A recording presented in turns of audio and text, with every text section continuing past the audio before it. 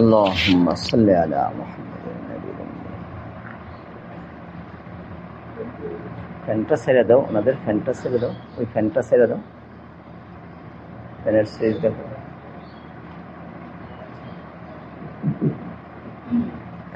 আলহামদুলিল্লাহি ওয়া কাফা ওয়া সালামুন আলা ইবাদিহিল্লাযীনা ইসতাফা। أما بعد فأعوذ بالله من الشيطان الرجيم. بسم الله الرحمن الرحيم. وأما من خاف مقام ربه ونهى النفس عن الهوى فإن الجنة هي المأوى. وقال رسول الله صلى الله عليه وسلم: حجبت النار بالشهوات وحجبت الجنة بالمكاره، أو كما قال عليه الصلاة والسلام. اللهم صل على محمد النبي الأمي الكريم عليه وسلم. আল্লাহ তাআলার দরবারে শুকরিয়া আদায় করতেছি যে আজকে এই বৃষ্টির দিনেও আল্লাহ তাআলা আমাদেরকে দ্বীনি মজলিস করার তৌফিক দান করছেন। শুনলাম অনেক মা বোনেরাই চলে আসছে কষ্ট করে, নিশ্চিত এটা ওনাদের দ্বীনি জজবা, দ্বীন শিক্ষার আকর্ষণ। রাসূল আকরাম সাল্লাল্লাহু আলাইহি ওয়াসাল্লাম বলেন, মান সালাকা তরিকান ইয়ালতামিসু ফীহি ইলমান সাহহালাল্লাহু লাহু বিহি তরিকান ইলাল জান্নাহ। রাসূল সাল্লাল্লাহু আলাইহি ওয়াসাল্লাম বলেন, কোন ব্যক্তি যদি দ্বীন শিক্ষার উদ্দেশ্যে কোন রাস্তায় নামে, কোন রাস্তাকে অবলম্বন করে, কোন রাস্তা অতিক্রম করে, তাহলে আল্লাহ তাআলা ওই লোকগুলির জন্য জান্নাতের রাস্তাকে সহজ করে দেন। আপনারা এই কষ্ট করে বৃষ্টি উপেক্ষা করে এত মা বোনেরা জমা হয়ে গেছেন, এটা নিশ্চিত আল্লাহ তাআলা আপনাদের উপর সন্তুষ্ট হইতেছেন। সন্তুষ্ট হওয়ার আলামত, যার উপর আল্লাহ তাআলা সন্তুষ্ট রাজি, তার নেক আমল করার তৌফিক বেড়ে যায়, নেক আমল তার জীবনে বেড়ে যায়। এজন্য আমাদের কাজ হলো তলবের মধ্যে থাকা, মৃত্যুর আগ পর্যন্ত খুব খৌফ খশিয়ত নিয়ে চলা। আমরা কেউ নিরাপদ না, যে কোনো সময় আমরা হালাক হয়ে যেতে পারি। ইমাম মালিক রহমতুল্লাহ আলাইহি মৃত্যুর আগ মুহূর্তে ওনার ছেলে, ওনার আপন লোকেরা ওনাকে কালিমার তালকিন করতেছিল, কালিমার তালকিন করতেছিল। তখন উনি না না এরকম বলছিলেন, না না সময় হয় নাই, সময় হয় নাই, না না এরকম বলতেছে। ওনার আত্মীয় স্বজন ভয় পেয়ে গেছে যে এত বড় ইমাম, যিনি সব ইমামদের উপরে বড় ইমাম, ইমাম মালিক রহমতুল্লাহ আলাইহি, উনি তাহলে কি কালিমা ছাড়া মারা যাবেন? সবাই ভয় পেয়ে গেছেন। কিন্তু কিছুক্ষণ পরে উনি আবার সুস্থ হয়েছেন। তো ওনাকে জিজ্ঞাসা করছে যে হুজুর, আমরা আপনার মৃত্যুর আশঙ্কা করে কালিমার তালকিন করছিলাম, আপনি না না করছেন, যেন কালিমা পড়বেন না। আমরা তো ভয় পেয়ে গেছিলাম, হুজুর আপনি না না কেন করলেন? তোমরা যেমন মনে করছো আমি মারা যাব, ওই ঠিক ওইভাবে ইবলিসও মনে করছে যে আমি মারা যাব। কারণ ইবলিস তো গায়েব জানে না। সে আমার ঘরের কোণার মধ্যে সে আমাকে ওয়াসওয়াসা ধোঁকা দিতেছিল যে ইমাম মালিক, তুমি আমার হাত থেকে বেঁচে গেলা, তোমাকে আমি ধ্বংস করতে পারলাম না। তোমরা তো কালিমা তালকিন করতেছিলা, আমার কালিমা পড়াইতে চেষ্টা করতেছিলা, আমি তোমাদের ওইটাকে নিষেধ করি না। আমি ওই ইবলিসকে বলছি যে না না, আমি এখনো তোমার হাত থেকে বাঁচি নাই, আমি এখনো নিরাপদ না। যতক্ষণ পর্যন্ত আমার এই রূহ, আমার জীবন আমার থেকে পৃথক না হবে, আমি মারা না যাব, ততক্ষণ পর্যন্ত আমি তোমার থেকে নিরাপদ না। এই জন্য আমরা কেউই নিরাপদ নই।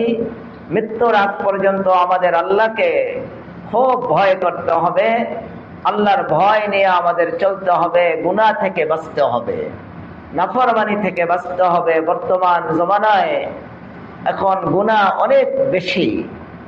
অন্য সময় আমাদের আকাবির যিনিরা কাটায় গেছেন সময়, আমরা যখন মেখল মাদ্রাসায় পড়তে গেছি, কারেন্টই ঠিক মতো নাই, কারেন্টই নাই, এলাকায় কারেন্ট নাই। কোথায় মোবাইল, কিসের মোবাইল তো আবিষ্কারই হয়নি, টেলিফোন নাই। আমার আব্বা মারা গেছে, আমাকে জানানোর কোনো ব্যবস্থা হয় নাই। লোক গিয়ে আমাকে আনছে, আমি এসে কবর জিয়ারত করতে পারছি, জানাজা পড়তে পারিনি। জানানোর ব্যবস্থা ছিল না, এত বিরল, একেবারে গ্রামের ভিতরে মেখল মাদ্রাসা, ওই জায়গায় কোনো কারেন্ট নাই, সেখানে তো মোবাইল নাই, টেলিভিশন নাই, কোনো গুনাই নাই। আওয়ামুন নাস পর্যন্ত দেখতাম তারা তাহাজ্জুদের সময় ভিড় জমাইতো মসজিদে। আওয়ামুন নাস, সাধারণ মানুষরা। এক এলাকার মধ্যে একটা মেয়ে বেপরদায় দেখি নাই। এখন সেই মেখলে আমরা যাই বেড়াইতে, বৎসরে একবার দুইবার যাই, সেখানে মেয়েদের স্কুলের সময় দেখি ওই এলাকায় হাজার হাজার মেয়ে বেপরদায়। আর আমরা যখন পড়ি তখন একটা মেয়ে বেপরদায় ছিল না। কোনো মেয়ে স্কুলে সহশিক্ষায় যেত না। তারা ঘরের ভিতরে মা বাবা নিজের চাচা পর্দার আড়াল থেকে, তারা ওই সময় মেয়েদের মাদ্রাসাও ছিল না, কত কষ্ট করে তারা দিন শিখছে। মুফতি আজম ফয়জুল্লাহ সাহেব রহমতুল্লাহ আলাইহির মেয়েরা এক একজন বড় বড় আলেমা ছিল, কোনো মাদ্রাসা ছিল না, বাপের কাছে পড়ে। ওনারা আমাদের ওস্তাদ, যিনিরা মুফতি সাহেব হুজুরের নাতি, মেয়ের ঘরের নাতি, পড়াইতেন বড় বড় আল্লামা। কিতাবের যেখানে ওনারা কঠিন মনে করতেন, ঠেকে যাইতেন, নিজের মার কাছে গিয়ে কিতাব হল করে আসতেন।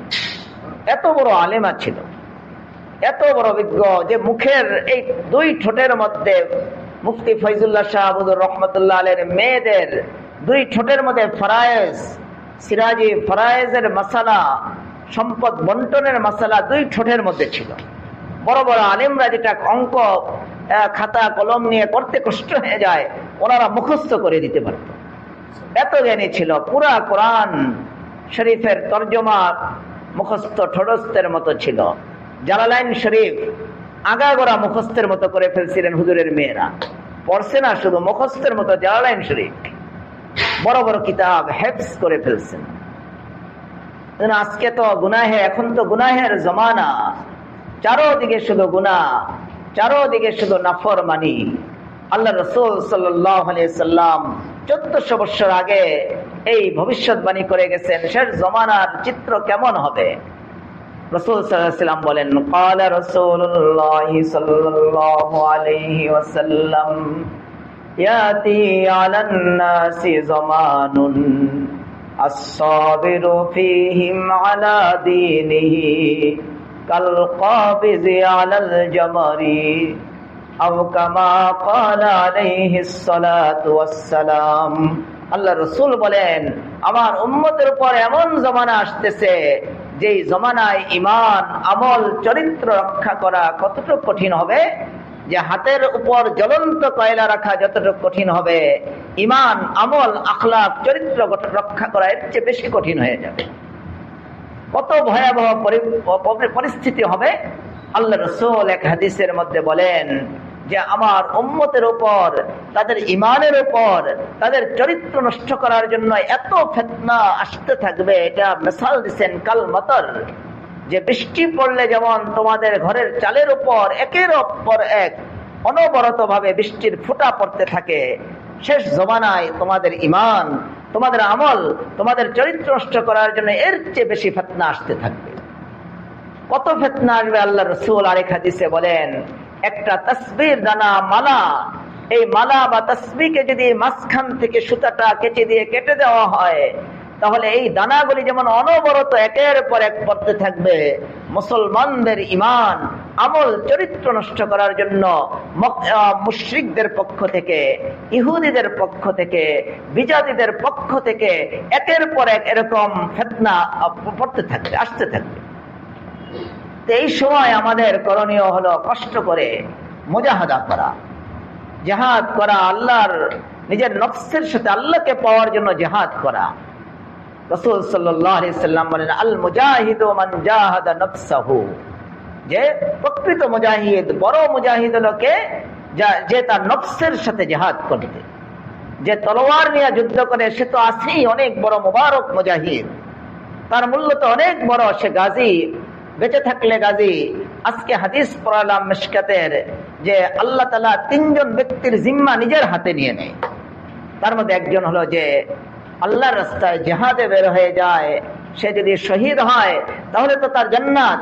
আর যদি সে গাজী হয়ে থাকে, সে যে আল্লাহর রাস্তায় বের হলো জিহাদে, সাথে সাথেই তার সব জিম্মা আল্লাহ নিজের হাতে নিয়ে নেয়।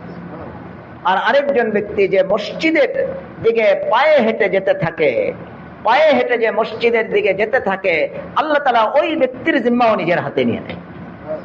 এই জন্য আমাদের তো এখন ফিতনার জমানা, আমাদের এখন গুনাহ থেকে বাঁচার জন্য মুজাহাদা করতে অনেক বেশি।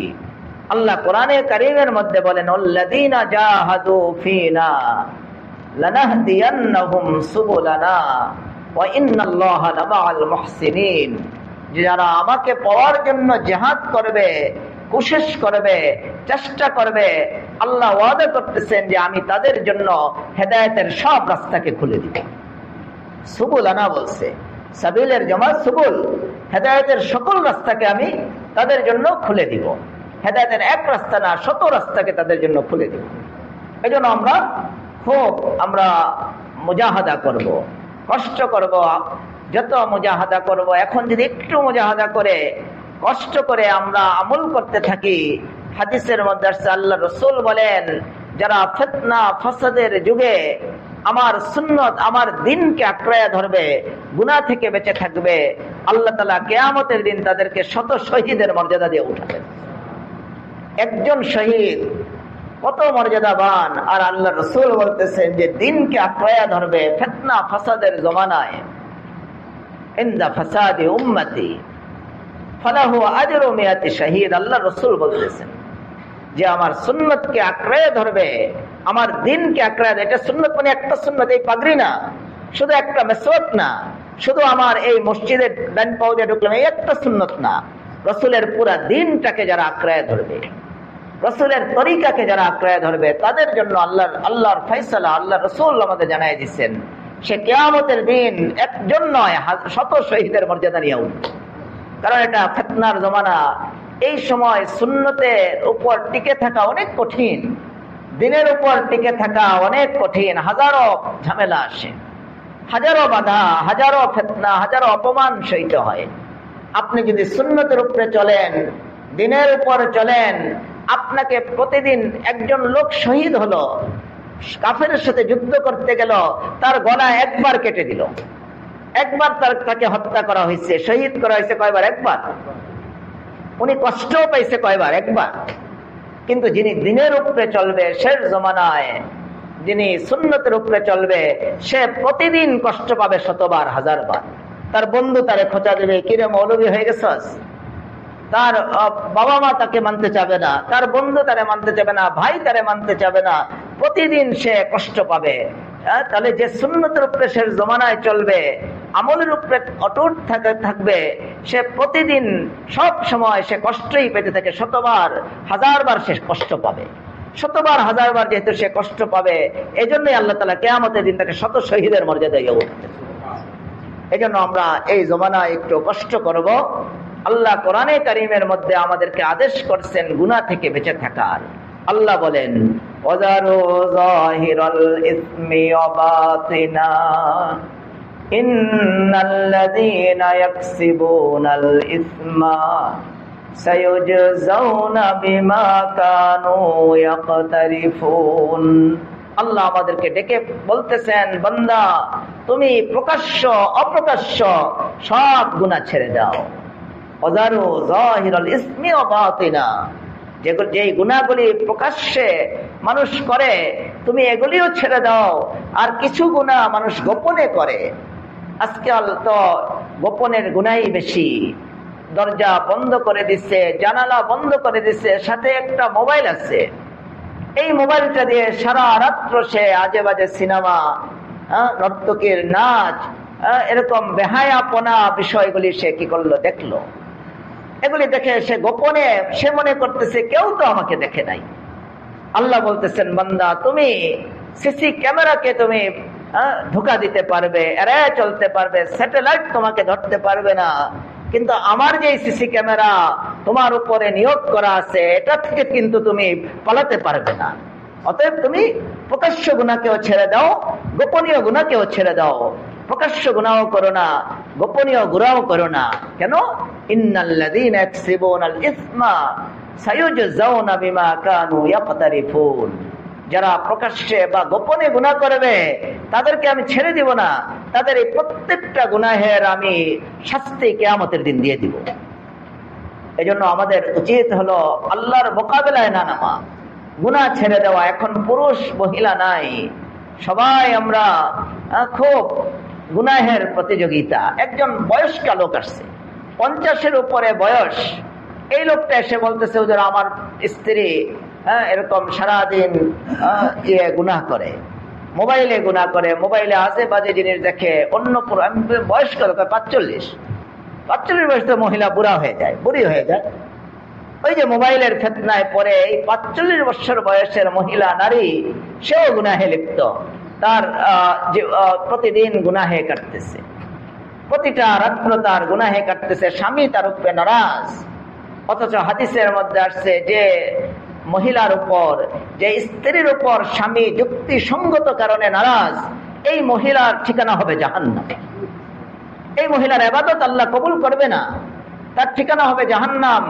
যে মহিলার উপর যুক্তিসঙ্গত কারণে স্বামী নারাজ, আর এই মহিলা পর পুরুষের সাথে কথা বলে, সিনেমা দেখে, গান শুনে স্বামীর খেদমত করে না, স্বামীর সাথে কথাও বলে না, এটা যুক্তিসঙ্গত কারণে স্বামী তার উপরে নারাজ। আমি বললাম দোয়া করেন, ইস্তেগফার করেন, ছেলে মেয়েদেরকে দিয়া বুঝান, মা যেন এই পথ থেকে ফিরে আসে। এজন্য আমরা গুনাহ থেকে বেঁচে থাকব।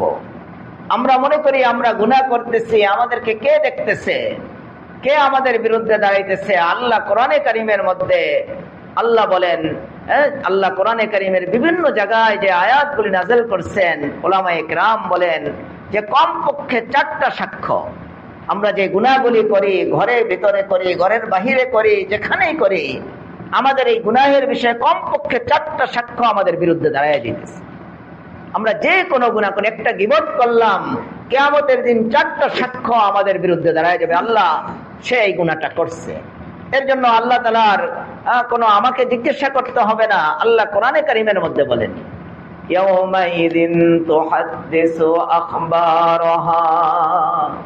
আল্লাহ বলেন যে কিয়ামতের দিন বান্দা, তোমার গুনাহের জন্য আমার অন্য কোনো সাক্ষ্য আনতে হবে না। তুমি যেই জমিনে দাঁড়িয়ে বসে শুয়ে গুনাহ করছো, ওই জমিন ইয়াউমাইযিন তুহাদ্দিসু আখবারাহা, তোমার খবর সব আমাকে বলে দিবে যে আল্লাহ আপনার এই বান্দা, এই বান্দি এই জায়গায় বসে, এই ঘরে দাঁড়িয়ে, এই ঘরে বসে, এই ঘরে শুয়ে আল্লাহ সে গুনাহ করছে, আল্লাহ আপনি তাকে শাস্তি দেন। আল্লাহ কোরআনে বলতেছেন, আমরা যে জমিনে আমরা গুনাহ করব, এই মাদ্রাসায় বসে দাঁড়িয়ে যদি আমি খেয়ানত করি, এই মাদ্রাসার এই জমিন আমার বিরুদ্ধে সাক্ষ্য দিবে।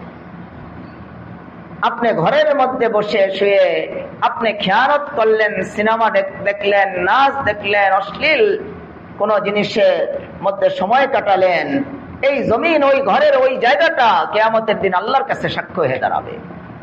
এটা হলো প্রথম সাক্ষ্য। দ্বিতীয় সাক্ষ্য আল্লাহ কোরআনে কারীমের মধ্যে বলেন, মা লিহাযাল কিতাব লা ইউগাদিরু সাগীরাতাও ওয়ালা কাবীরাতান ইল্লা আহসাহা। আল্লাহ বলেন যে এটা কিয়ামতের দিন আমাদের সামনে ওয়াইদা সুহুফ নুশিরাত, আমাদের আমলনামাটাকে এভাবে খুলে দেওয়া হবে। আর অপরাধী যারা যারা নেককার, তারা তো খুশিতে বাগবাগ হয়ে যাবে। তারা দেখবে তাদের আমলনামায় হজ, উমরা, নামাজ, আর শেষে লেখা আছে জান্নাত। শেষে লেখা আছে জান্নাত। সেই শেষের খোলাসাটা দেখে আনন্দে উৎসাহ হয়ে যাবে। কোরআনের অন্য আয়াতে আসছে, সে হাসতে হাসতে আনন্দ করতে করতে সাথীদেরকে বলবে যে আমার কিতাবটা একটু পড়ে দেখো, আমার নতিজাটা একটু পড়ে দেখো। আর অপরাধীরা কি বলবে, মা লিহাযাল কিতাব লা ইউগাদিরু সাগীরাতাও ওয়ালা কাবীরাতান ইল্লা আহসাহা।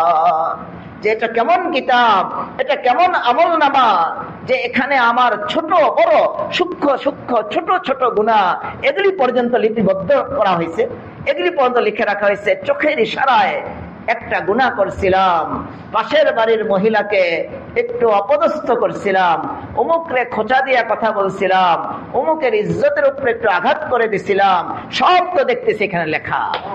একটাও কি দেওয়া হয় নাই, ছেড়ে দেওয়া হয় নাই। আল্লাহ বলতেছেন আমাদের বিপক্ষে দ্বিতীয় সাক্ষ্য দাঁড়িয়ে যাবে আমাদের আমলনামা। আর আমরা এই যে গুনাহ করতেছি, তৃতীয় সাক্ষ্য আল্লাহ বলতেছেন, হ্যাঁ, কোরআনে কারীমের মধ্যে আল্লাহ বলে দিয়েছেন তৃতীয় সাক্ষ্য কি হবে আমাদের বিরুদ্ধে।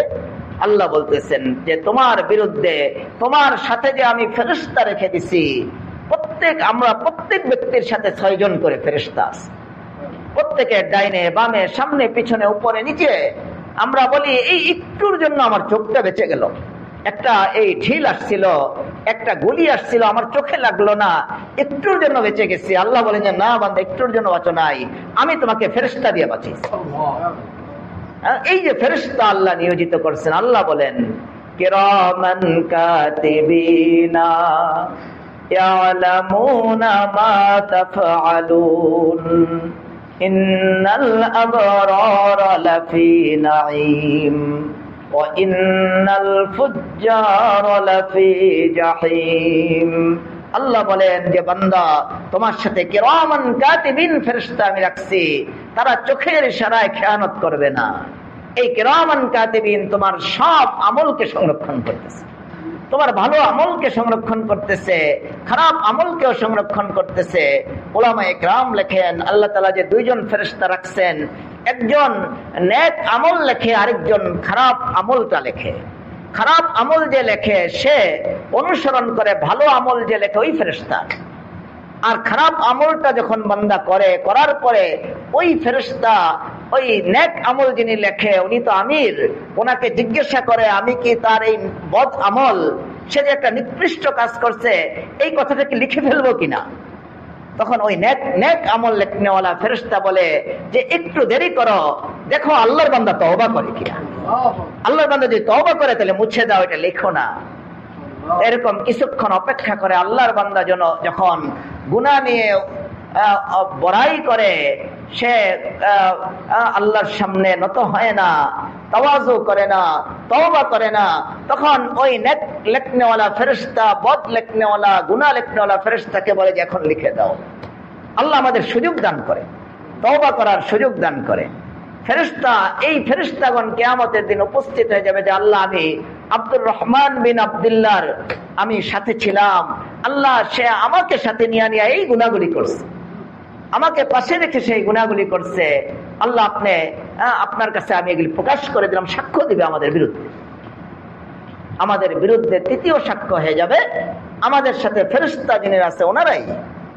চতুর্থ সাক্ষ্য এটাও আল্লাহ কোরআনে কারীমের মধ্যে বলে দিচ্ছেন, আমাদের যে অঙ্গ প্রত্যঙ্গগুলি আমরা হাত দিয়ে জুলুম করি, হাত দিয়ে অবৈধ টাকা গ্রহণ করি, সুদ গ্রহণ করি, ঘুষ গ্রহণ করি, এরকম ভাবে হাত দিয়ে আমরা এই টাচ মোবাইলকে টিপে আমরা সময়কে নষ্ট করি, এই চোখ দিয়ে আমি অশ্লীল ছায়া ছবিকে আমি দেখতেছি, আমি এইভাবে আমাদের এই কান দিয়ে আমি গান শুনতেছি, গীবত শুনতেছি, মানুষের অপবাদ শুনতেছি। এই অঙ্গ প্রত্যঙ্গগুলিকে আল্লাহ তাআলা এই অঙ্গ প্রত্যঙ্গগুলিকে কথা বলার শক্তি দান করে দিবেন, তারা আল্লাহর কাছে সাক্ষ্য দিবে। আল্লাহ কোরআনে বলেন আল ইয়াউমা নাখতিমু আলা আফওয়াহিহিম ওয়া তুকাল্লিমুনা আইদিহিম ওয়া তাশহাদু আরজুলুহুম বিমা কানু ইয়াকসিবুন। আল্লাহ বলেন কিয়ামতের দিন বান্দা আমি তোমাদের মুখের মধ্যে মোহর মেরে দিব, তোমরা যেন মুখ দিয়ে কোনো কথা বলতে না পারো। আমার সাথে কে কথা বলবে? আল্লাহ বলতেছেন আল ইয়াউমা নাখতিমু আলা আফওয়াহিহিম ওয়া তুকাল্লিমুনা আইদিহিম ওয়া তাশহাদু আরজুলুহুম বিমা কানু ইয়াকসিবুন। যে আমার সাথে অন্য তোমার মুখ কথা বলবে না, কিয়ামতের দিন আমার সাথে কথা বলবে তোমার হাত, তোমার পা, তোমার অঙ্গগুলি আমার সাথে কথা বলবে। তোমার হাতকে আমি শক্তি দিয়ে দেব। আমরা এই মুখ দিয়ে কথা বলি, মুখটাও কিন্তু গোশতের টুকরাই, এখানেও গোশত, মাংস, রক্ত এগুলি দিয়ে আল্লাহ তৈরি করছেন। এই মুখ দিয়ে যদি আল্লাহ কথা বের করতে পারেন, এই হাত দিয়েও আল্লাহ তাআলা কথা বের করতে পারেন, পা দিয়েও আল্লাহ কথা বের করতে পারেন। এটা আল্লাহ শক্তিতে আছে। আল্লাহ আমাদেরকে বলতেছেন যে তুমি গুনাহ করবে, তোমার বিপক্ষে কেউ দাঁড়াইতেছে না, এটা মনে করো না, কেউ দেখতেছে না। তোমার হাত তোমার বিপক্ষে সাক্ষ্য দিবে। তোমার পা, তুমি পা চালিয়ে গেছো গুনাহ করতে, পা চালিয়ে গেছো তুমি নাটক দেখতে, সিনেমা দেখতে, পা চালিয়ে তুমি উরুসে গেছো, পা চালিয়ে তুমি অশ্লীল কোন অনুষ্ঠানে গেলা, এই পাইয়া তোমার বিরুদ্ধে আমাকে সাক্ষী দিবে। এই জন্য আমরা গুনাহ থেকে বেঁচে থাকবো। এটাই হলো আমাদের জন্য বড় আমল, গুনাহ থেকে বেঁচে থাকা। আমাদের থানবী রহমতুল্লাহ আলীর কাছে যদি কেউ বায়াত হইতে যাইতেন, উনি বলতেন না 1000 বার এটা পড়ো, লা ইলাহা ইল্লাল্লাহ, অবশ্যই এটা পড়তে হবে, জিকির করতে হবে, কিন্তু এই জিকির আজকারের চেয়ে উনি বেশি গুরুত্ব দিতেন কাকে? গুনাহ মুক্ত থাকা। বলছে গুনাহ মুক্ত থাকার চেয়ে বড় কোনো ইবাদত নেই, গুনাহ মুক্ত থাকার চেয়ে কোনো বড় কোনো ইবাদত নাই। থানবী রহমতুল্লাহ আলাইহি লিখছেন কোরআন ও হাদিসের আলোকে যে একজন ব্যক্তির সামনে যদি একটা কোনো বেগানা নারী চলে আসছে, তার চোখটা চলে যেতে চাইতেছে বেগানা নারীর দিকে, আর এই ব্যক্তিটা যদি কষ্ট করে চোখটাকে বন্ধ করে, আল্লাহ তাআলা তার আমলনামার মধ্যে 12 বছর নফল ইবাদতের সওয়াব লিখে দেন। একটা চোখের গুনাহ থেকে বাঁচলে 12 বছর নফল ইবাদতের সওয়াব লিখে দেওয়া হয়। এরকম আপনি 12 বছর তো নফল ইবাদত করার সুযোগও অনেকের হয় না, 12 বছর একটানা রোজা রাখার সুযোগ হয় না, 12 বছর একটানা রোজা নামাজ পড়ার সওয়াব আল্লাহ আপনার আমলনামায় দিয়ে দিবে। শুধু একবার যদি আপনি চোখকে বন্ধ করেন, একজন নারীর সামনে একজন পুরুষ চলে আসছে, তার মনে চাইতেছে পুরুষকে দেখি, আপনি দেখলেন না, আপনার আমলনামায় ওই 12 বছরের সওয়াব লিখে দাও। এজন্য বলছে সবচেয়ে বড় আমল হলো গুনাহ থেকে বেঁচে থাকা। নফল ইবাদত গুলির উদাহরণ হলো বলছে কিসের মতো? এটা হলো ভিটামিনের মতো। আপনি অনেকগুলি ভিটামিন খেলেন, 5টা ডিম খেয়ে ফেললেন, তারপরে অল্প একটু আপনি বিষ খেলেন, বিষ পান করলেন, আপনার ওই 5, 10, 20টা ডিম খেলেন, অনেক শক্তিশালী ভিটামিন খেলেন, অল্প একটু পরে বিষ খাওয়ার কারণে সব ভিটামিন নষ্ট হয়ে যায়। বলছে সারা রাত্র আপনি নফল নামাজ, সারাদিন নফল রোজা রাখতেছেন, ওদিক দিয়ে আপনি চোখের গুনাহ যে করলেন, এই চোখের গুনার কারণে সারা দিনের নফল এই নামাজ রোজার সওয়াব এগুলি আমরা ওই বিষ যেমন ভিটামিনকে নষ্ট করে দেয়, আপনার আমার এই গুনাহ, চোখের গুনাহ, জবানের গুনাহ আমাদের এই সারা দিনের নফল ইবাদত গুলিকে নষ্ট করে দেয়। এই জন্য আমাদের জরুরি আমল হলো গুনাহ থেকে বেঁচে থাকা। গুনাহ থেকে আমরা বাঁচবো, আল্লাহর ভয় নিয়ে আমরা চলবো, লাভ কি হবে? আল্লাহ কোরআনে কারীমের মধ্যে বলছেন ওমাই ইয়াত্তাকিল্লাহা ইয়াজআল লাহু মাখরাজা ওয়া ইয়ারযুকহু মিন হাইসু লা ইয়াহতাসিব। আল্লাহ কোরআনে কারীমের মধ্যে ওয়াদা করতেছেন, আমার বান্দা তুমি যদি গুনাহ থেকে বেঁচে থাকো, আমাকে ভয় করে গুনাহ ত্যাগ করো, তাহলে আমি তোমাকে দুনিয়াতে নগদ 2টা পুরস্কার দান করে দেব। ওমাই ইয়াত্তাকিল্লাহা ইয়াজআল লাহু মাখরাজা। প্রথম পুরস্কার আল্লাহ বলতেছেন, বান্দা তুমি যদি গুনাহ থেকে কষ্ট করে বাঁচো, গুনাহ থেকে বাঁচা অনেক কষ্ট এই জমানায়, কষ্ট করে যদি বাঁচো, তাহলে প্রথম আমি যে নগদ পুরস্কার দিব, তোমার দুনিয়ার মধ্যে যত সংকট, যত বিপদ, যত ধরনের মুসিবত, সব মুসিবত থেকে বের হওয়ার সহজ রাস্তা আমি আল্লাহ তোমাকে করে দিব। ইয়াজআল লাহু মাখরাজা ওয়া ইয়ারযুকহু মিন হাইসু লা ইয়াহতাসিব। আর আমি তোমাকে এমন স্থান থেকে রিজিক দান করব যার কল্পনাও তোমার কাছে ছিল না, অকল্পনীয় জায়গা থেকে আমি তোমার জন্য রিজিক পাঠিয়ে দিব। আমরা রিজিকের চিন্তায় বিভোর, আর সাহাবায়ে কেরাম রিজিক পেয়ে ওনারা চিন্তা করতেন এই রিজিক কোথায় খরচ করব। এক সাহাবী অভাবে পড়ছেন, নামাজ পড়ছেন, দোয়া করছেন, করে একটু ওই জঙ্গলের দিকে গেছেন, গিয়ে প্রস্রাব করতে বসছেন, একটা গর্তের থেকে একটা ইঁদুর বের হয়ে আসছে। দেখেন আল্লাহ রিজিক কিভাবে দেয়। হাদিসের মধ্যে আসছে এই ইঁদুরটা যে বের হয়ে আসছে, গর্ত থেকে বের হয়ে আসছে, এই ইঁদুরের মুখের মধ্যে ছিল একটা স্বর্ণ মুদ্রা। এই স্বর্ণ মুদ্রাটা মুখে নিয়ে এসে ইঁদুরটা উনি প্রস্রাব করতেছেন, ওনার পাশে রেখে আবার গর্তে চলে গেছে। এই সাহাবী প্রস্রাব করে ঢিলা কলুপ ব্যবহার করতেছেন, একটু পরে ওই ইঁদুরটা আবার আরেকটা স্বর্ণ মুদ্রা মুখে নিয়ে আবার বের হয়ে আইসা ওনার পাশে রেখে আবার গর্তে চলে গেছে। স্বর্ণ মুদ্রা, রৌপ্য মুদ্রা নয়, দিনার দিরহাম নয়, অনেক দামি জিনিস। একটু পরে উনি দাঁড়িয়ে আছেন, চিন্তা করতেছেন আরো রিজিক আসে কিনা। এরপরে আবার এই ইঁদুরটা আবার এই গর্ত যে গেল, একটু পরে আবার একটা স্বর্ণ মুদ্রা মুখে নিয়ে এসে ওনার সামনে রেখে গেছে। উনি চিন্তা করছেন যাক এই 3 স্বর্ণ মুদ্রা খরচ করতে আমার 1 মাস 3 মাস যাবে গিয়ে, অনেক দাম, তো মূল্য তখন এগুলির, তখন তো আসবাবের দাম কম ছিল, টাকার মান ছিল বেশি। উনি এই 3 স্বর্ণ মুদ্রা নিয়ে রাসূল আকরাম সাল্লাল্লাহু আলাইহি সাল্লামের কাছে গেছেন। আমরা মানুষের টাকা আর আত্মসাৎ করে ফেলে, আর সাহাবায়ে কেরাম গর্ত থেকে একটা রিজিক ওনার জন্য আসছে, উনি এই রিজিক নিয়ে গেছে আল্লাহ রসুলের কাছে যে আমার জন্য বৈধ হবে কিনা। আল্লাহ রসুলকে বলছে, ইয়া রাসূলুল্লাহ, আমি প্রস্রাব করতেছিলাম, আমার একটু অভাব দেখা দিচ্ছে, প্রস্রাব করতে গেছিলাম, ওখানে আল্লাহর কাছে খুব চিন্তিত ছিলাম যে কিভাবে বাজার করব, কিভাবে ঘরের আসবাব কিনবো। আমি প্রস্রাব করতে যাওয়ার পরে গর্তের থেকে একটা ইঁদুর বের হয়ে স্বর্ণ মুদ্রা আমার সামনে রাখছে, এইভাবে 3টা রাখছে। ইয়া রাসূলুল্লাহ, এটা কি আমার জন্য হালাল না হারাম? যদি হালাল হয় আমি ব্যবহার করব, হারাম হলে ইয়া রাসূলুল্লাহ এটা যেখানে খরচ করে আপনি করে দেন। আল্লাহ রসুল বলছেন যে না, এটা তো আল্লাহর পক্ষ থেকে তোমার জন্য একটা নগদ পুরস্কার, তোমার জন্য আল্লাহ তাআলা রিজিক পাঠিয়ে দিয়েছেন। সাহাবারা রিজিক পাইতেন, খরচ করবেন কি করবেন এটা চিন্তা করতেন। আর আমরা অনেক টাকা পাই, কিন্তু কারেন্ট বিল, অমুক বিল দিতে দিতে আমাদের পকেট শেষ। আর ওনাদের পকেটে কি আসতো? টাকা আসতো।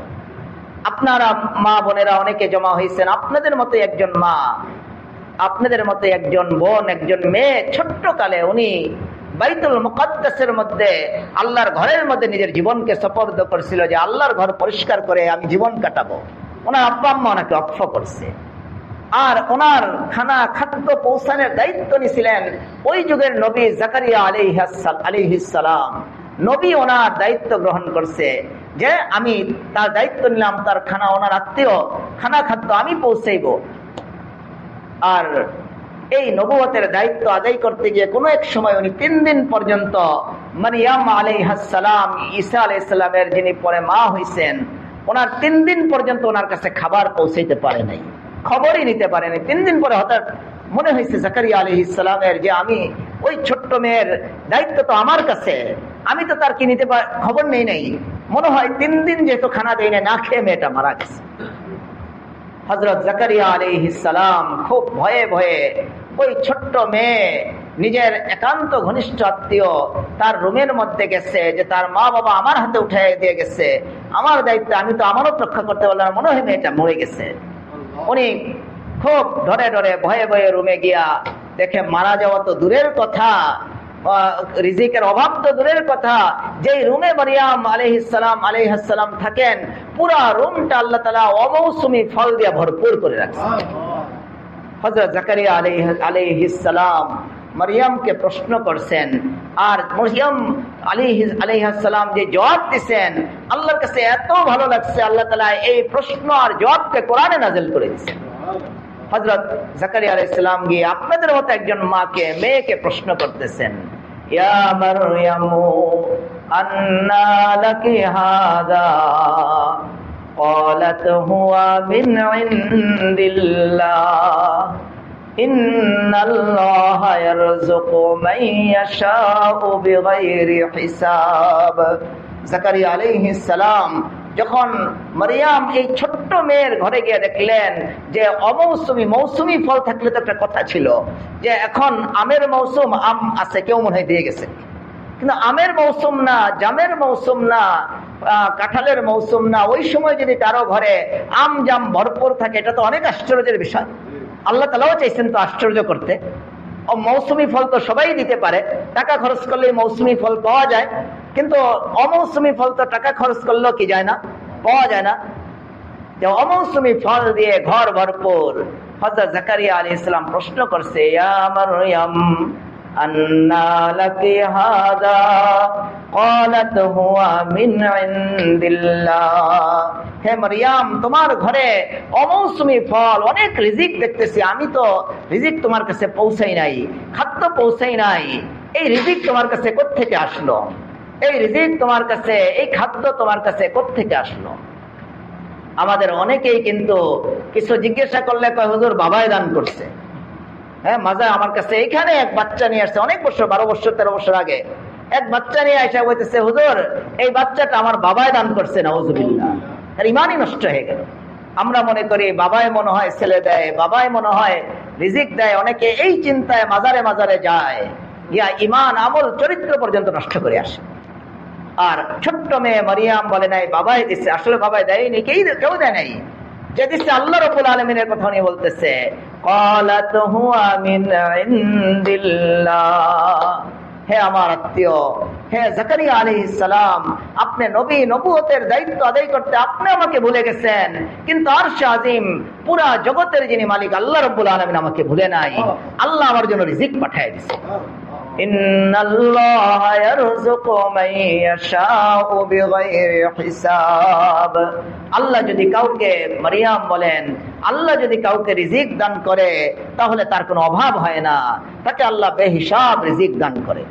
জাকারিয়া আলাইহিস সালাম উনি এই কথা শুনলেন, তখন জাকারিয়া আলাইহিস সালাম তো বৃদ্ধ হয়ে গেছে, ওনার স্ত্রী বৃদ্ধ হয়ে গেছে, যে মারিয়ামকে আল্লাহ তাআলা অমৌসুমী ফল দান করতে পারে, যে মারিয়ামকে অমৌসুমী ফল আল্লাহ দান করতে পারে, তাহলে আমাদের বাচ্চা হওয়ার মৌসুম চলে গেছে, আমি বুড়া হয়ে গেছি, আমার স্ত্রী বৃদ্ধা হয়ে গেছে, আমাদের বাচ্চা হওয়ার মৌসুম চলে গেছে, তাহলে যিনি অমৌসুমী ফল দিতে পারে উনি তো অমৌসুমে বাচ্চাও দিতে পারে। হুনালিকা দাআ জাকারিয়া রাব্বা ক্বালা রাব্বি হাবলি মিন লাদুনকা যুররিয়াতান তাইয়্যিবা। ওই সময় সাথে সাথে জাকারিয়া আলাইহিস সালাম হাত উঠেছে, আল্লাহ আপনি মরিয়মকে যদি অমৌসুমী ফল দিতে পারেন, আমাদের বাচ্চা হওয়ার মৌসুম হয়ে চলে গেছে, আমরা বৃদ্ধা হয়ে গেছি, আল্লাহ এই অমৌসুমে তো আপনি বাচ্চাও দিতে পারেন, আল্লাহ আমাদেরকে নেককার সন্তান দান করেন। আল্লাহ বলেন যে আমি তার দোয়াকে কবুল করে ফেলছি, তার একিনের কারণে তার দোয়া কবুল করে ফেলছি। ওই বৃদ্ধার ঘরের মধ্যে আল্লাহ তাআলা ইয়াহইয়া আলাইহিস সালামকে দান করে দিয়েছেন। তাহলে আমাদের গুনাহ থেকে বাঁচা, যদি আমরা গুনাহ থেকে বাঁচি, আমরা যদি আল্লাহর ভয় নিয়ে চলি, এক নম্বর উপকার হবে, আল্লাহ আমাদেরকে সব বিপদ সংকটে সাহায্য করবেন, আল্লাহ আমাদেরকে নিজের রাস্তা বের করে দিবেন আমাদের এই বিপদ থেকে বের হওয়ার। আর দ্বিতীয় নম্বর হলো আল্লাহ আমাদের রিজিককে খুব প্রশস্ত করে দিবেন। এই জন্য আমরা গুনাহ থেকে বাঁচবো। কোরআনের অন্য জায়গায় আল্লাহ বলেন, ওমাইয়াত্তাকিল্লাহা ইয়াজআল লাহু মিন আমরিহি ইউসরা। আল্লাহ বলেন যারা আমাকে ভয় করবে, গুনাহ ছেড়ে দিবে, তাদেরকে আমি আরেকটা নগদ প্রতিদান দান করব, সেটা হলো তার জীবনের সব কাজকে আমি সহজ করে দিব। তার বাড়ি পরিচালনা, তার সমাজ পরিচালনা, সে যদি প্রতিষ্ঠান চালায় প্রতিষ্ঠান পরিচালনা, সে যদি রাষ্ট্র পরিচালক হয় তার রাষ্ট্র পরিচালনা, সব কাজকে আমি সহজ করি। আজকে আমরা নিজেরাই চালাইতে পারি না, নিজের ঘরটাকে চালাইতে পারি না, সমাজ একটা গ্রামকে চালাইতে গিয়ে হিমশিম খায়। রাষ্ট্র পরিচালনা করতেছে আজকে তারা বিশ্বের বড় বড় ডক্টর, সব বড় বড় ডক্টর এক হইয়া বাংলাদেশ পরিচালনা করতেছে, কিন্তু বাংলাদেশের কোনো উন্নতি নাই। সম্পদে আমাদের যে আসবাব, নিত্য প্রয়োজনীয় যে আসবাব, এগুলির দাম দিন দিন বাড়তেছেই। কোন রাষ্ট্র পরিচালনা করতে গিয়ে এত বড় ডক্টররা হিমশিম খাইতেছে। আর ওমর রাদিয়াল্লাহু তাআলা আনহু উনি ডক্টর ছিলেন না, উনি ছিলেন রাসূলের সাহাবী। বলছে যে নদী শুকায় গেছে, আমাদের দেশের নদী শুকায় গেছে, ভারতের কাছে 15-16 বছর আগের সরকার ভিক্ষা চাইছে, পানি ভিক্ষা দেয়নি, পানি নাই। আর ওমর রাদিয়াল্লাহু তাআলা আনহুকে জানাইছে যে মিশরের নীল নদ শুকিয়ে গেছে, আমাদের এখানে রসম রেওয়াজ আছে, একটা মেয়েকে বলি দিলে, জবাই করে দিলে তারপরে নীল নদে কি আসে? পানি আসে। এখন আমরা কি করব? মিশরের গভর্নর যখন এই চিঠি লিখছেন, ওমর রাদিয়াল্লাহু তাআলা দুইটা চিঠি লিখছেন। একটা চিঠি লিখছেন গভর্নর বরাবর, আরেকটা চিঠি লিখছেন নীল নদীর বরাবর। গভর্নরকে লিখছে কোনো মেয়ে বলি দেওয়া যাবে না, আমার এই চিঠিটা নীল নদ বরাবর, নদীকে আমি যে চিঠিটা লিখছি এটা নিয়ে নদীতে ফেলে দাও। উনি চিঠিতে কি লিখছেন? হে নীল নদ, তুমি যদি আল্লাহর হুকুমে প্রবাহিত হও, আমার এই চিঠি পাওয়ার পরে তোমার মধ্যে যেন পানি চলে আসে। আর তুমি যদি আল্লাহর হুকুম না মানো, তোমার সাথে আমার কোনো কথা নাই। কি এটা কি কথা বললেন? এই কথাটা শুধু লিখে দিচ্ছেন। এই চিঠিটা নিয়ে রাবি বর্ণনা করেন, এই চিঠিটা নিয়ে যখন নীল নদের মধ্যে ফেলা হয়েছে, ফেলে আর উঠে আসতে পারে না, এর আগেই মুষলধারে পানি চলে আসছে। আল্লাহ এটাই বলছেন, ওমাইয়াত্তাকিল্লাহা ইয়াজআল লাহু মিন আমরিহি ইউসরা। যে যারা আমাকে ভয় করবে, গুনাহ ছেড়ে দিবে, তাদের সব কাজকে আমি আসান সহজ করে দিব। আজকে আপনার মা, আপনি আপনার ছেলেকে কন্ট্রোল করতে পারেন না, আপনার মেয়েকে কন্ট্রোল করতে পারেন না, সর্বপ্রথম কাজ হলো আপনি আল্লাহর সামনে আপনি সিলিন্ডার হন। আপনি আল্লাহকে ভয় করেন, আল্লাহকে ভয় করে মা বাবা আগে গুনাহ ছেড়ে দেয়, এমনিতেই এই ছেলে এই মেয়ে এই মা বাবার তাবে হয়ে যাবে, মা বাবার কথা মান্যওয়ালা হয়ে যাবে। অনেকটাই মা বাবার তাকওয়ার কারণে ছেলে মেয়ের মধ্যে প্রভাব পড়বে। আজকে আমরা নিজেরাই গুনাহে লিপ্ত। প্রতিদিন অনেক গার্জিয়ান আসে, আজকেও আসছে, এই জোহরের পরেও আসছে, জোহরের আগেও আসছে, যে হুজুর ছেলে অবাধ্য, পড়তে চায় না, কোনোভাবে মাদ্রাসায়ও পড়াইতে পারি না, স্কুলেও পড়াইতে পারি। কবিরাজদের কাছে দৌড়ায় গিয়া 50,000 1 লক্ষ টাকা খরচ করে, লাভ কিছুই হয় না। এটা কবিরাজের বিষয় না তো। আপনি মসজিদে বসে ঘরে বসে ক্রন্দন করতে থাকেন, সেজদায় পড়ে থাকেন, সেজদায় পড়ে থাকেন। আলহামদুলিল্লাহ আমি অনেকেই আমল দিচ্ছি। ইস্তেগফার করেন 500 বার 1000 বার দৈনিক ইস্তেগফার করে নিজের কসুরি আল্লাহর কাছে বয়ান করেন, আল্লাহ আমার দোষ, আল্লাহ আমার ছেলে যে অবাধ্য, আমার মেয়ে অবাধ্য হয়ে যাইতেছে, স্ত্রী অবাধ্য হয়ে যাইতেছে, স্ত্রীর উপরে স্বামী জুলুম করতেছে, এটা কবিরাজ দিয়ে কিছুই হবে না। আপনি আল্লাহর কাছে আল্লাহর দরবারে যান, আপনি আল্লাহর দরবারে যান, আপনি ইস্তেগফার করেন, তওবা করেন, কাকুতি মিনতি করে দোয়া করতে থাকেন। ইনশাআল্লাহ আল্লাহ কোনো না কোনো, আমার কাছে এরকম শত শত লোক আলহামদুলিল্লাহ আসছে যারা পরবর্তীতে জানাইছে হুজুর যখন ইস্তেগফারের আমল, নিজেদের আমল সংশোধন করছি, ইস্তেগফারকে আবশ্যক করছি, আল্লাহ আমার ছেলেকে অনেক সংশোধন করছেন, অনেক লাইনে আল্লাহ আমাদেরকে আগে বাড়াইছেন। এজন্য আমরা নিজেরা আগে সংশোধন হব। আমরা যদি গুনাহ ছেড়ে দেই তাহলে আমাদের জীবনের অনেক অনেক সুস্থতা, অনেক সুন্দর একটা অবস্থা আসবে। সব কাজকে আল্লাহ সহজ করে দিবেন। আপনার ছেলে মেয়ে পরিচালনা করা আপনার জন্য সহজ হবে। আপনি মাদ্রাসায় পড়ান, মাদ্রাসা পরিচালনা আপনার জন্য সহজ হবে। আপনি ইন্ডাস্ট্রিজ চালান, ইন্ডাস্ট্রিজ চালানো আপনার জন্য সহজ হবে আপনি যদি আল্লাহকে ভয় করেন। আপনি দেশ পরিচালনা করেন, আপনার জন্য সহজ হবে আপনি যদি আল্লাহকে ভয় করেন। এই জন্য আমরা আল্লাহকে ভয় করব, খুব আল্লাহকে ভয় করে চলবো।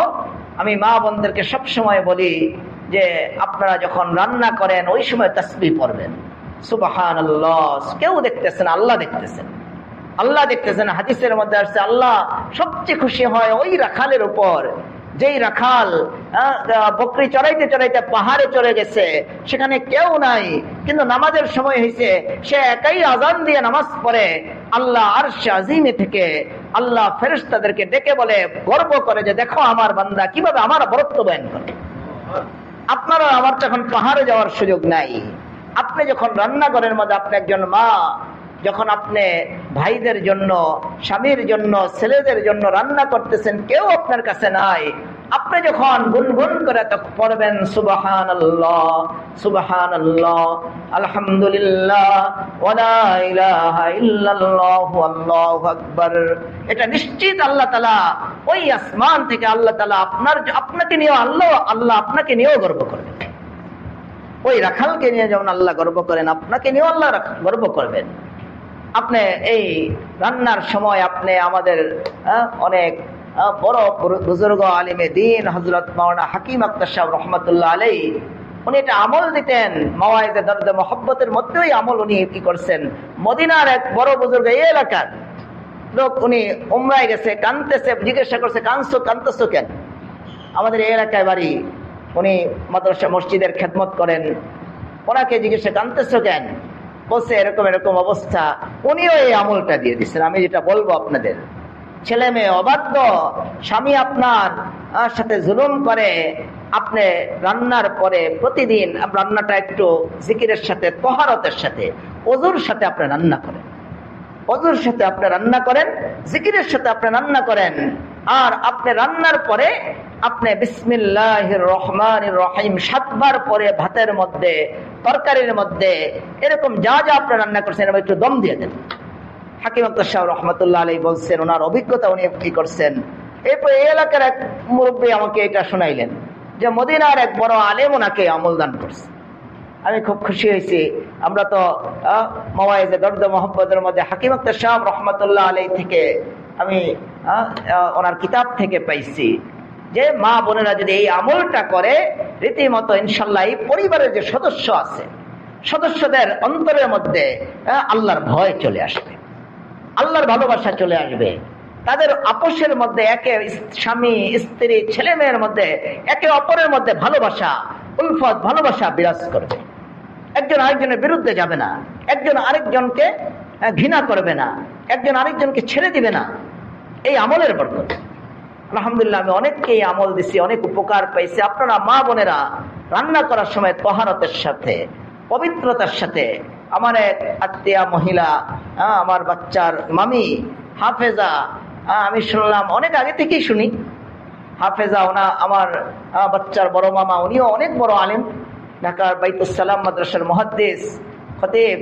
তো ওনার স্ত্রী রান্না করতে গিয়ে দৈনিক 2 পারা 4 পারা 5 পারা তেলাওয়াত করে, রান্নার মধ্যে 2, 4, 5 পারা তেলাওয়াত করে রান্নার সময়। আমার বাচ্চার বড় মামি রান্না করা অবস্থায় 2, 4, 5 পারা তেলাওয়াত করে ফেলে। তা মা বোনেরা যদি হাফেজা হয়, এটা তো লাভ অনেক, রান্নার সময় 2, 4, 5 পারা তেলাওয়াত করে ফেলতে পারবে। হ্যাঁ, এই জন্য আমার কাছে কেউ আসলে আমি বলি, কোরআন পড়তে তো আমরা বাধা দিতে পারবো না। তুমি যদি তোমার মেয়েকে এমন সংসারে বিবাহ দিতে পারো, দিনদার ফ্যামিলিতে বিবাহ দিতে পারো, তাহলে তোমার মেয়েকে হাফেজা বানাও। সে ওই দিনদার ফ্যামিলিতে রান্না বান্না করবে, রান্নার সময় তো সে তেলাওয়াত রাখতে পারবে, তার মধ্যে যদি ওরকম উৎসাহ থাকে। এই জন্য মা বোনেরা আপনারা যদি আমলের উপরে ওঠেন, পুরা ফ্যামিলিটাই কিন্তু জান্নাতে। এই জন্য আল্লাহ রাসূল বলছেন, আদ-দুনিয়া কুল্লুহা মাতা ওয়া খায়রু মাতা'id দুনিয়া আল মারআতুস সালিহা আও কামা ক্বালা আলাইহিস সালাতু ওয়াস সালাম। পুরা দুনিয়াটাকে আল্লাহ রাসূল বলতেছেন আল্লাহ ফায়দার জন্য, উপকার উঠানোর জন্য বানাইছেন। এই মাটি দিয়ে আমরা উপকার উঠাইতেছি। মাটির মধ্যে ফসল লাগাই আমরা শস্য পাই, খাদ্য পাই। আমরা এই আবহাওয়া থেকে, গাছ থেকে, পাতা থেকে, সব কিছু থেকে আমরা উপকার উঠাইতেছি। আল্লাহ রাসূল বলেন পুরা জগৎ, চাঁদ সূর্য যা বলো সব হলো তোমাদের উপকারের জন্য। এগুলি সব উপকার উঠানের বস্তু। তবে সবচেয়ে বড় উপকার উঠানের বস্তু হলো আল মারাতুস সালিহা, ঘরের যে স্ত্রী, নেককার স্ত্রী, আল্লাহ রাসূল বলতেছেন সে হলো সবচেয়ে বেশি উপকার উঠানের বস্তু। এই জন্য আপনারা যদি, মা বোনেরা যদি নেককার হয়ে যান, আমাদের ছেলেরা, আমাদের ভাইয়েরা নেককার হয়ে যাবে। এই জন্য আমরা গুনাহ থেকে তওবা করে নিব। সব গুনাহ থেকে আমরা যদি গুনাহ করি, আমরা যদি চোখের গুনাহ করি, আপনার মা বাবা যদি, আমরা বাপ, আপনারা যারা মা আছেন তারা যদি গুনাহে লিপ্ত হন, আপনার এই বুকের দুধ পান করে এই ছেলের মধ্যে তো ওই তাকওয়া আসবে না। মঈনুদ্দিন চিশতি রহমাতুল্লাহ আলাইহি, উনি এক মজলিসের মধ্যে কথা বলছেন, হাজার হাজার হিন্দু মুসলমান হয়েছে। উনি আনন্দিত হইয়া ওনার আম্মার কাছে রুমে গেছেন। ওনার আম্মা বলছেন, এত আনন্দিত কেন? বলছে, আম্মা আমি আজকে কিছুদিনই কথা বলছি, হিন্দুদেরকে দাওয়াত দিচ্ছি, এক মজলিসে অনেক হিন্দু মুসলমান হয়ে গেছে। ওনার আম্মা বলছে, এটা কার কৃতিত্ব বলো? আম্মা আমি তো কথা বলছি, বাকি সব তো আল্লাহই করছেন। আল্লাহ তো আমার মুখ দিয়ে এই কথা বের করছেন, আল্লাহ আমার মুখ দিয়ে কথা বের করার উসিলায় আল্লাহই তো হেদায়েত দান করছেন, বাকি ব্যবহার করছে আমাকে। ওনার আম্মা বলছে, এটা তোমার কৃতিত্ব না।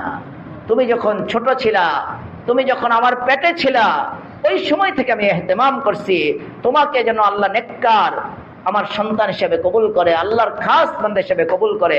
এই জন্য তুমি পেটে আসার পর থেকে আমি কোনো গুনাহ করিনি। আর তোমাকে যখন প্রসব করা হয়েছে, তুমি যখন আমার পেট থেকে বের হয়ে আসছো, আমি কোনোদিন, নাপাক তো দূরের কথা, অজু ছাড়া কোনোদিন আমি তোমাকে দুধ পান করাইনি। ওই যে অজু করে আমি তোমাকে তাসবিহ পড়ে কোরআন তেলাওয়াত করতে করতে দুধ পান করাইছি, ওই দুধের, তোমার এই মুখ দিয়ে দুধ প্রবেশ করছে, ওই দুধের প্রভাবে আল্লাহ তাআলা তোমার জবানের মধ্যে এমন শক্তি দান করছে, এই জবান দিয়ে তুমি এখন দিনের কথা বলে হিন্দু মুসলমান হয়ে যায়।